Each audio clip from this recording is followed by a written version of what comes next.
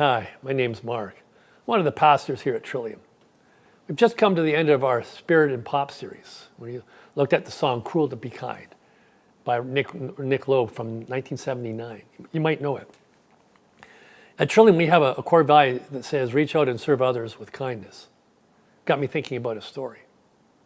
When I was in my first year of university, my first week at the Faculty of Music, studying music obviously, I had an experience at the University of Toronto bookstore on the Wednesday or Thursday. I was getting books for my courses I was taking. And the university was thronged with tens of thousands of students, and the University of Toronto bookstore was just crammed full of people. I was kind of overwhelmed by it, to be honest. And when all of a sudden I noticed this older gentleman at the time, maybe like in his early 40s, walking towards me. He must have been a faculty member because he had a suit and tie on.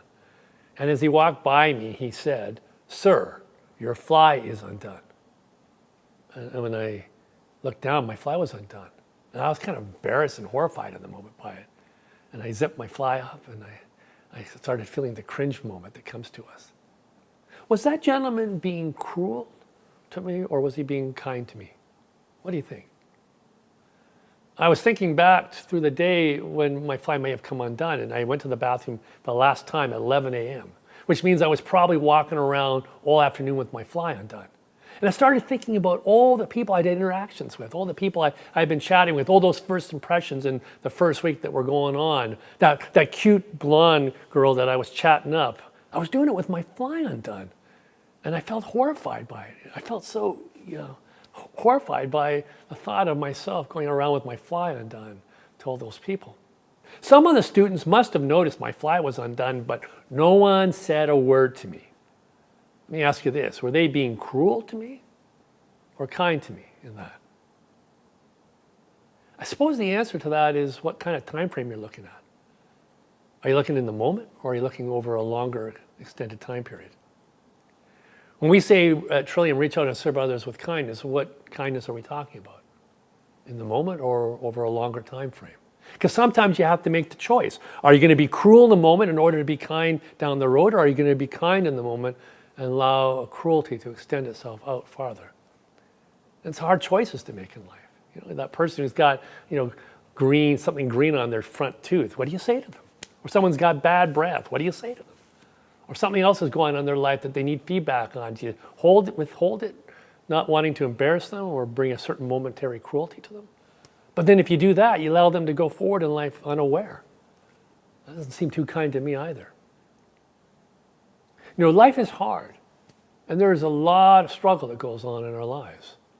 And when you read about successful people, they didn't get easy street to get to success. That's sort of the assumption we have. They had easy street. Actually, when you look at successful people, you realize they often had the hardest journey of all. Really hard journey to go through. But somehow they embrace the hardness or deal with the hardness differently than the rest of us. I think that is the source of their success. They interpret the hardness and the struggle differently than we do. And it brings them to a different place on the other side. Think of Benjamin Franklin having to leave school at 10 years old because family couldn't afford it anymore. Yet somehow he managed to get through it and become an inventor of many things and the senior statesman of the early United States. Jim Carrey had a really difficult beginning. He had to leave high school at 15. He got rejection after rejection after rejection in his early career. Yet somehow he managed to engage it differently than we often do, and he managed to get to the other side of success. J.K. Rowling, the author of Harry Potter, endured incredible difficulties in those early years as she's writing the book. And yet somehow she managed to get to the other side of success.